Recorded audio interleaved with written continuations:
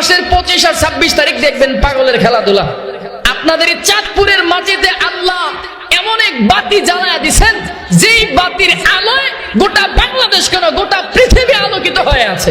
সেই উজানির কারি ইব্রাহিম রহমাতুল্লাহ এত পরিমাণে মাওলার পাগল ছিলেন, মালিকের জিকির করতে করতে করতে করতে এলাকার ভিতরে মালিকের এমন আরখানা, এমন মালিকের আস্তানা তৈরি হয়েছে, ওনার এই রুহানি ফয়েজে, এই বরকতে গোটা উজানি কেন, গোটা এই কচুয়া কেন, চাঁদপুর কেন, গোটা বাংলাদেশ, শুধু বাংলাদেশ না, এই রুহানি ফয়েজ নিয়ে গোটা পৃথিবী জুড়ে এই মানুষগুলো এই গোটা পৃথিবীতে আলোকিত হয়ে আছে। দুনিয়ার জিন্দগিটা একেবারে সামান্য,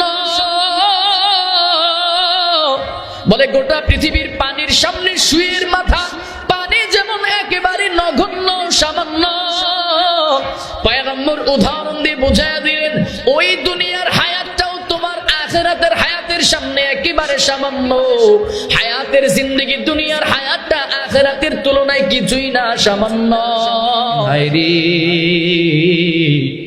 আবার 70 বছর জিন্দেগি পার হয়ে গেল, এই দুনিয়াতে কত মালিকের কত হুকুম আমি অমান্য করলাম, আমার মালিকের কত ইবাদত, আমি মালিকের কত আহকাম আমি অবাধ্য হয়ে গেলাম, কত কিছু আমি অমান্য করলাম, কত মানুষের কত কিছু আমি কত কিছু করলাম, কত মানুষের জমি জমা আমি লুণ্ঠন করলাম, কত মানুষের ক্ষেতের লাইল আমি কোবায়া কোবায়া নিজের জন্য বাড়ায়া দিলাম, আমার বোনের হক আমি নষ্ট করলাম, ভাইয়ের অধিকার আমি ক্ষুণ্ণ করলাম, কত মানুষের টাকা মাইরা খাইলাম, কত মানুষকে আঘাত দিলাম, কত কষ্ট দিলাম, কত গালি দিলাম, কত মানুষকে কত আঘাত দিলাম, যন্ত্রণা দিলাম, কত মানুষের হক আমি নষ্ট করলাম, আমার মালিকের কত ইবাদত আমি কত নামাজ ছেড়ে দিলাম, কত রোজা ছেড়ে দিলাম, কত ইবাদত ছেড়ে দিলাম।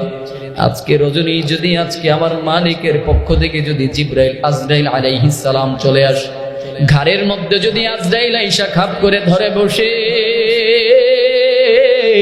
একটু চিন্তা করে দেখেন, হায় হায়, আমার কিন্তু জাহান্নাম ব্যতীত কিন্তু কোনো উপায় থাকবে না, জাহান্নাম ছাড়া কিন্তু আপনার আমার কোনো রাস্তা থাকবে না, উপায় থাকবে না, যাওয়ার থাকবে না। এজন্য নিজের হিসাবটা একটু নিজে মিলায় দেখেন, 30 বছরের জিন্দেগিতে কত কিছু করলাম, কত গুনাহ করে ফেললাম, কত মানুষের হক নষ্ট করলাম, কত কিছু করলাম। তার মানে এই হায়াতের জিন্দেগিতে কত কিছু করলাম, এই হিসাবগুলোকে নিজের মধ্যে একটু নিয়ে আসা চাই, নিজের মধ্যে নিয়ে আসা চাই।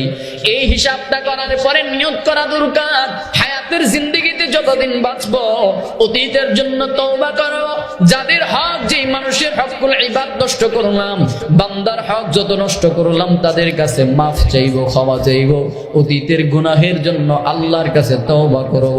হায়াতের জিন্দেগিতে আল্লাহর সামনে যে কয়দিন বাঁচাবেন ততদিনের জন্য আর কোন ইবাদত নষ্ট করব না, মালিকের হুকুম আহকাম গুলোকে আর বাদ দিব না, তরক করব না।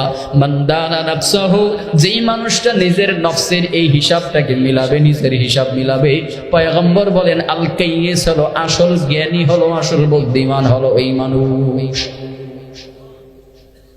নিজের নফসটাকে নিয়ন্ত্রণ করা দরকার, নিজের নফসের হিসাবটা মিলানো দরকার,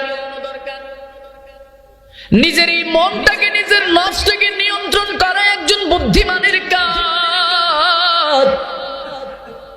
দিল আমার কত কিছু চাইবে, কত গুনাহের দিকে যেতে চাইবে, এই হাত কত অন্যায় করার জন্য কত ধরনের কত কুমন্ত্রণা দিল দিবে, দিল কত কুমন্ত্রণা দিবে এই পা দিয়ে আপনাকে আমাকে গুনাহের কাছে নিয়ে যাওয়ার জন্য, হাত দিয়ে গুনার কাজ ধরার জন্য আপনাকে আমাকে, দিলটা, মনটা আপনাকে আমাকে বারবার প্ররোচনা দিবে।